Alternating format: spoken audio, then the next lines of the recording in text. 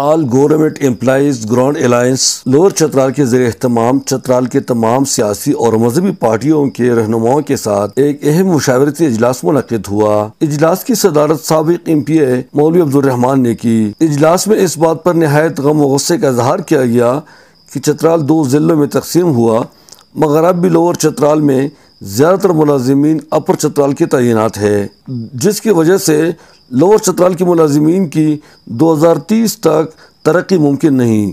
اجلاس میں متفقہ طور پر ایک قرارداد بھی منظور کیا گیا، جس کے تحت یہ مطالبہ کیا گیا کہ ضلع اپر چترال سے تعلق رکھنے والے تمام ملازمین جو لوور چترال میں تعینات ہیں ان کو فوری طور پر ٹرانسفر کیا جائے۔ قرارداد میں مطالبہ کیا گیا کہ محکمہ تعلیم میں ڈپارٹمنٹل پروموشن کمیٹی کو فوری طور پر ملتوی کیا جائے۔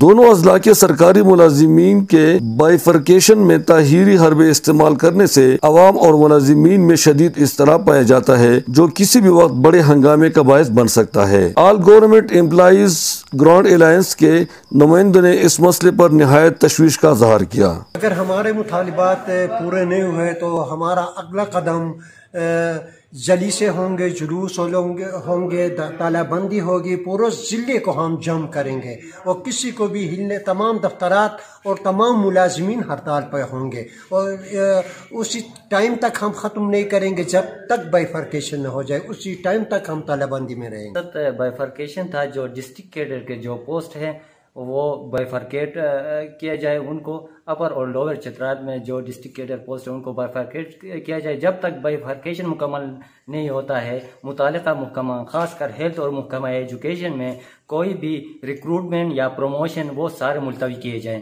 آپ کو اچھی طرح معلوم ہے کہ 12/12/2018 کو ڈسٹرکٹ چترال 2 حصوں میں بٹ چکا ہے، 2 حصوں میں تقسیم ہو گیا ہے، یعنی بائیفرکیشن ہو گئی ہے۔ تو اس حوالے سے قانونی تقاضے کچھ یوں تھے کہ جتنے بھی امپلائیز لوور چترال اور اپر چترال کے ہیں ان کو، خاص کر جو ڈسٹرکٹ کیڈر ہیں ان کو اس حساب سے اپنے اپنے ڈسٹرکٹ میں ایڈجسٹ ہونے تھے۔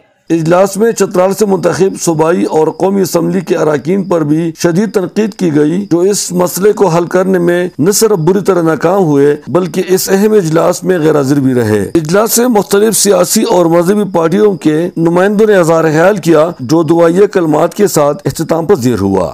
گل محمد فاروقی، چترال۔